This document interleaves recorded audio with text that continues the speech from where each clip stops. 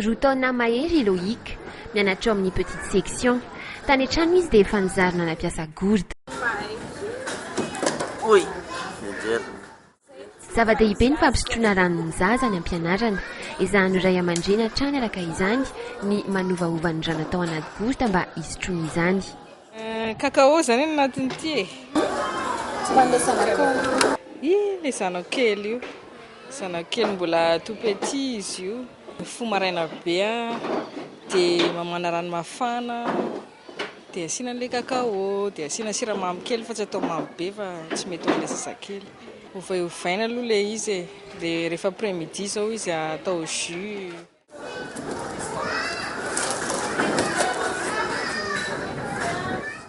Rano tsotra ihany koa nefa dia efa mety ho an'ny ray aman-dreny sasany. Dia misy soa fa rano foana ny anazy.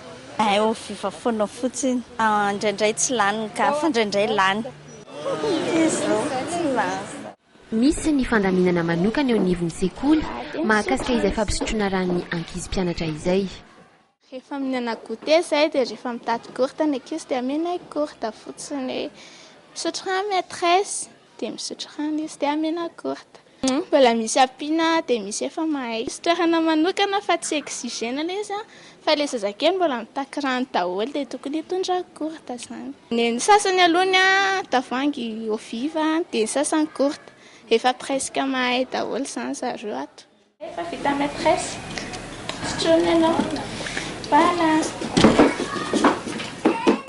Andro vitsy taorian'ny fidirana raha ny teto amin'ity kilasy ity, efa mahay mampiasa gourde avokoa ny tsirairay amin'ireo ankizy amin'izao fotoana izao.